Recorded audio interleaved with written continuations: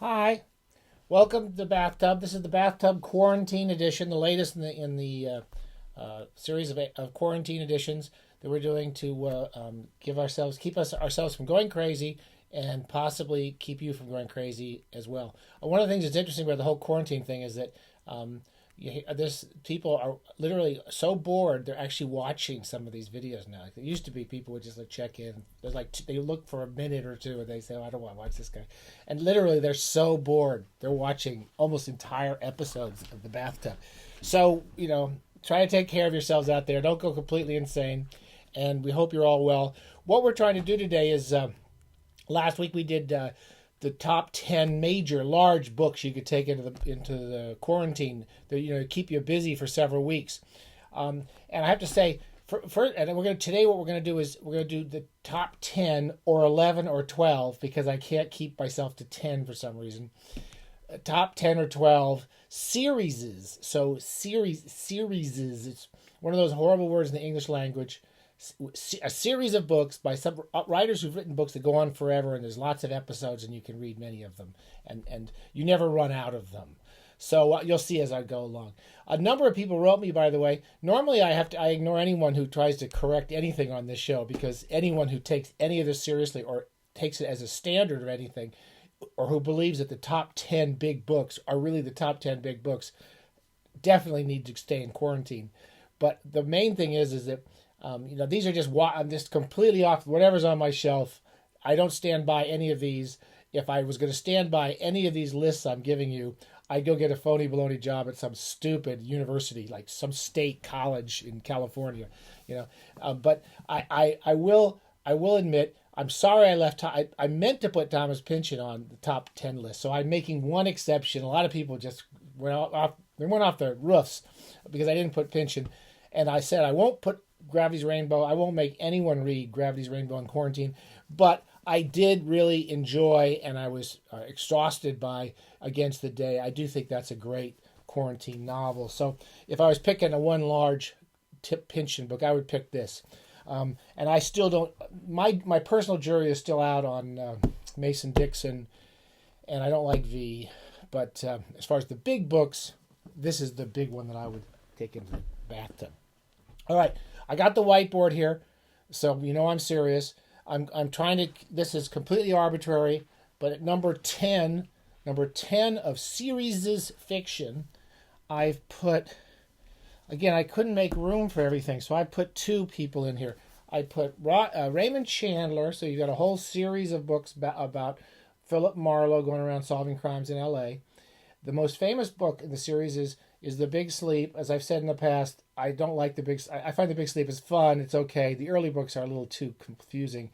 But if you make your way to The Long Goodbye, and to some extent The Little Sister, one of the greatest pieces of English prose ever written in a novel. This is a great book. So I put that there, and I put that with, because I ran out of space, Ross Macdonald. There's a lot of Rosses and McDonalds and Thomases around knocking around in the crime. As you'll see, the series fiction is a lot often genre fiction.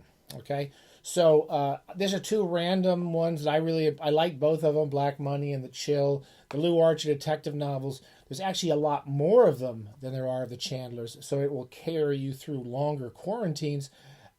But I really do love these books. They're really good, very different from the Chandler books. The prose is a lot leaner. He's a little plottier and a little cleaner as far as telling a story, and he doesn't have any of those beautiful florid passages that you get sometimes in Chandler. But I would put that at number 10. Again, don't take the ranking too seriously. Number 9, I put John D. McDonald. We have mixed feelings about John D. McDonald out there among my bathers, but I think the first 3 of the Travis McGee series, there's about, again, 20 or 30 of these, and there's 20 or 30 of the Ross Macdonald books, so they'll carry you through a good long quarantine. And the books, his entire books, I don't know if his entire novels always hold together. He writes some of the greatest passages. They're just beautiful paragraphs and kind of these moral judgments on the craziness of society, American society, and particularly the misspent wealth of Americans, and I would really definitely try those early. John D. McDonald, and tied with number 9. Again, there's no, just completely random. One of my all-time favorite writers. He would be number 1. He would be up in the top 3 or 4 of my all-time favorite writers. Ross Thomas. We've talked a lot about Ross Thomas. He has two series. One is Chinaman's Chance, and one of his best comic thrillers is Chinaman's Chance. And because of his editor at Mysterious Press, I interviewed for a piece, Otto Penzler, he suggested that Ross Thomas do this series, and he actually brought Artie Wu and Quentin Durant back for Out on the Rim and Voodoo Limited. And these are 3 of his best books, and the characters are wonderful. He also wrote another series of books. I think there's many more volumes in it. His first novel, The Cold War Swap, is got these 2. I think they're retired CIA agents. I can't. McCorkle and Padillo, and he wrote a whole bunch of these. Which I think the last one was Twilight at Mac's Place, and there's probably 5 or 6 or 7 of these. They're all really good, and some of his late books, Ross Thomas got better. His late books are really, really good. So there's a really good series of kind of crime fiction. Again, they're not mysteries. They're just kind of crime, action, and comic thrillers.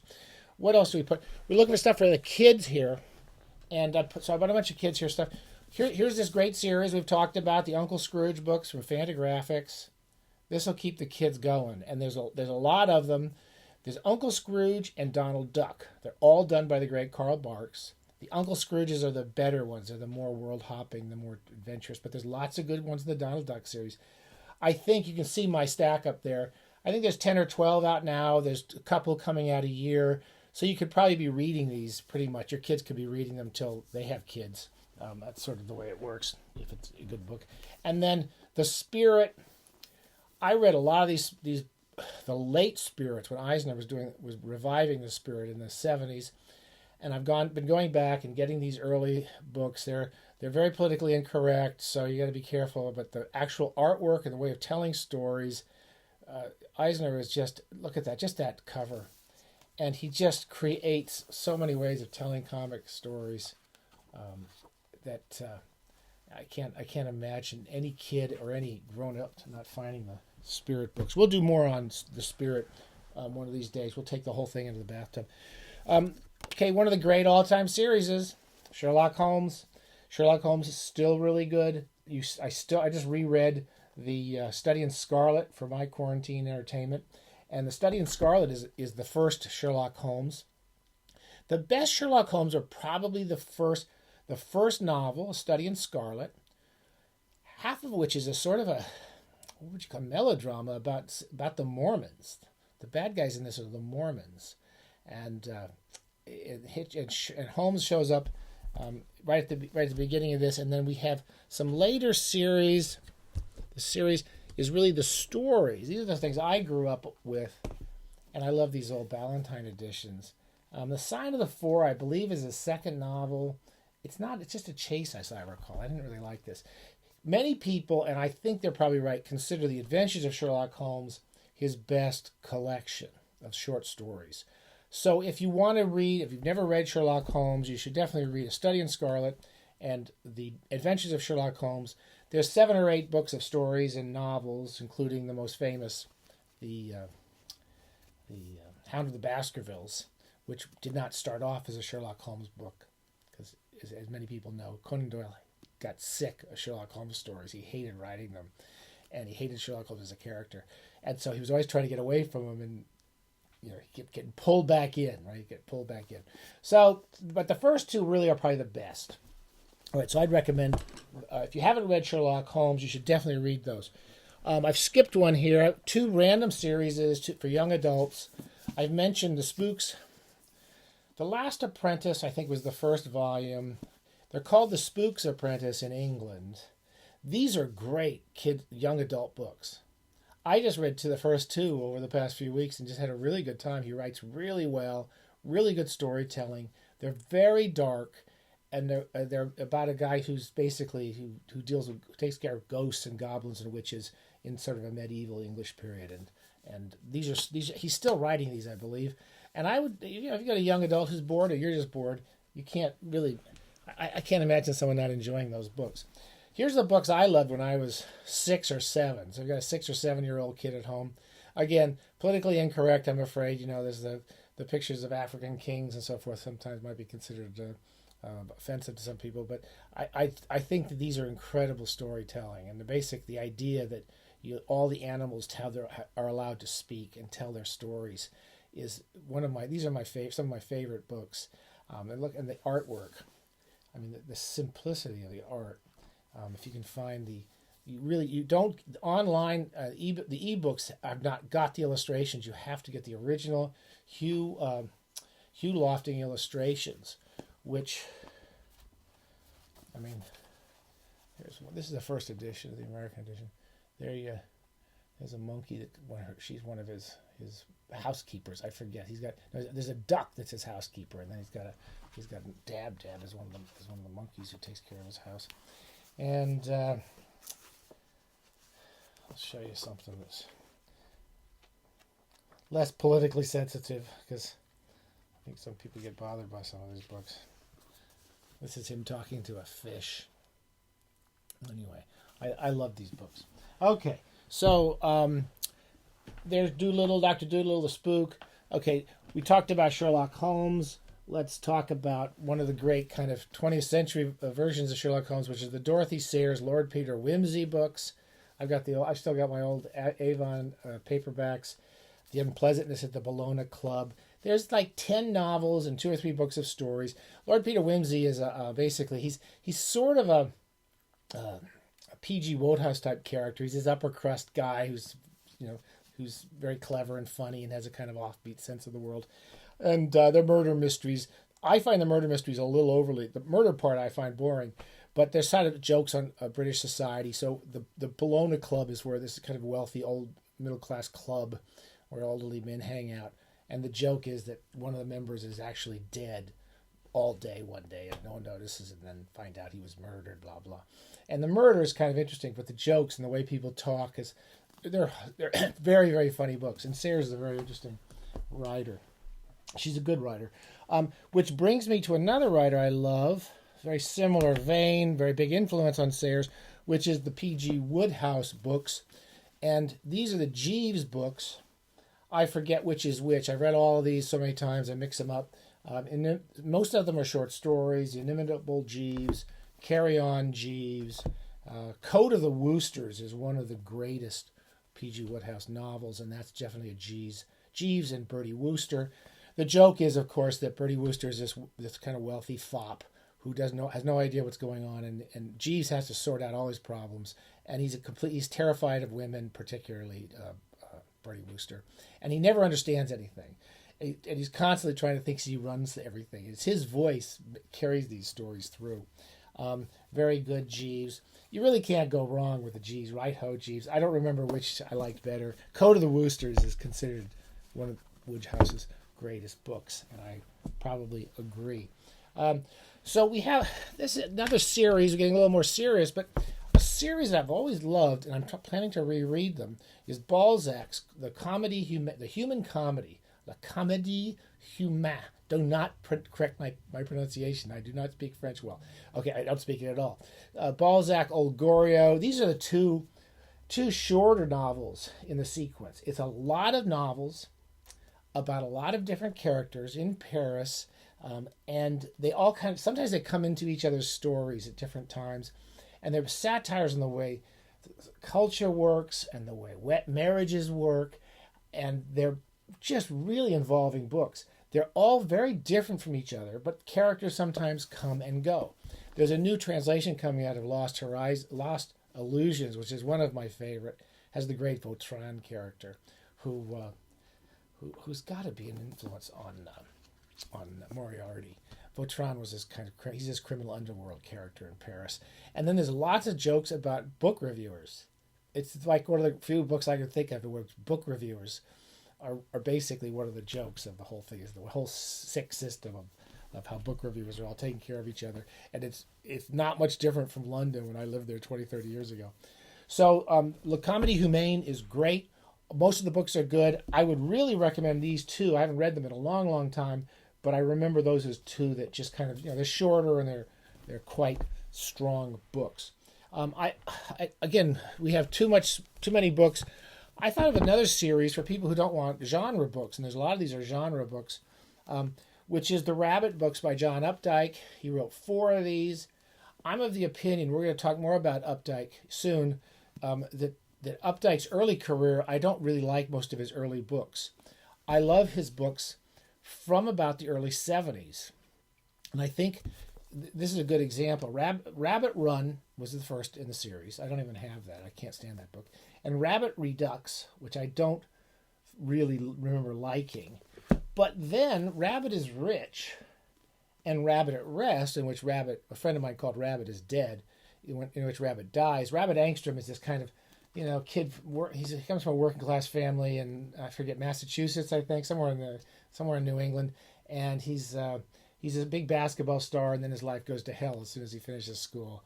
And there's some great stuff in these, and I love these 2 books. So you might want to read the first 2 books to get there, but I think you could probably skip Rabbit Run. I'm not as big a fan of Rabbit Run. Number two, we got really exciting here. We're going all the way to number 1. It's very exciting. Number 2, one of my all-time favorites. We've talked about him on the Bathtub Hall of Fame. Rex Stout's Nero Wolf books. There must be 40 or 50 of these. 40 of them, 30 or 40 of them. Lots of them with 3 novellas. You could spend months. And basically, every time I'm bored, I go back and I pick up a couple of Nero Wolves. They save the day whenever I don't know what to read. That's number 2. Number 1, drum roll. You don't need the drum roll. I'm going to have my Manhattan now. Number 1, the series that's really getting me personally through the quarantine, because I get a little bored by everything a little bit. But for some reason, May Gray's books, I've always been a Simenon fan. I was never a huge May Gray fan, but I've late in life loved May Gray, and particularly the mid to late May Grays, which are all more set in Paris, more set around him and his wife. This is one of the best, May Gray and the Headless Corpse, and it shows his method, which is Headless Corpse shows up in the river in Paris, and he's walking down the street, and he walks into a bar to use the phone, and he looks at the woman who works there, and she's got this attitude, which is, I just don't care about anything. I just don't care. And he's interested in her, and she's sort of attractive, and he's but just interested in this whole attitude towards life, and suspects that she might be involved in the murder. And the whole book is about getting to understand this woman and her history. I just love these books, and they really are comforting. They're also really good because you read them when you have lots of other stuff to read. That's why it's hard for me to read the long books right now. If you have a lot of other things going on, you read this in about 2 or 3 hours.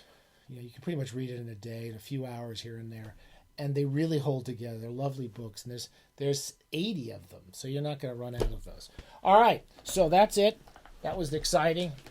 Here, I'm going to put May Gray as our number 1, and I'm going to do this quickly because we're wasting too much time. But here's our 10 list. Top 10 list, which is actually 12 or 13 or 14, I don't know. So Raymond Chandler and Ross Macdonald, John D. McDonald and Ross Thomas. These are all series books. The Spirit comics, the Uncle Scrooge comics, the Spooks series by Joseph Delaney and Doolittle for young people and old people who just want to read good books. The Sherlock Holmes books, you got to try the Sherlock Holmes. Dorothy Sayers, Lord Peter Wimsey. Most of these are mysteries. P.G. Wodehouse, Balzac, and the Rabbit books by John Updike. Nero Wolf, May Gray, which reminds me of another book I forgot, was some series. The Foundation series. I read the first 3. I just read the first one again by Isaac Asimov. I love these books. They're completely crazy books. They're bonkers. And the other one of later, when I was young, that I read, I used to love this series, and I also love the Le Guin series. I don't have it here. Oh yeah, I know where it is. If you can wait 2 seconds. No, I don't. I have it in here somewhere. But Le Guin's books, the Earthseed trilogy, starting with A Wizard of Earthseed, which is probably the best of the series. So there's a bunch of series ideas. Most of these would go for most ages, except and maybe with the exception of the Balzac and the Rabbit Run. Most of this stuff, most people are going to like. All right, so this is a little shaggier, too long. We'll talk to you soon. Please don't tell me what I left out. I left out tons of good stuff. So just go read the good stuff, and you don't need me to tell you that. And take care of yourselves. Wash your hands. Don't get in trouble. If you do get in trouble, don't tell me. I won't tell anybody, all right? All right, bye.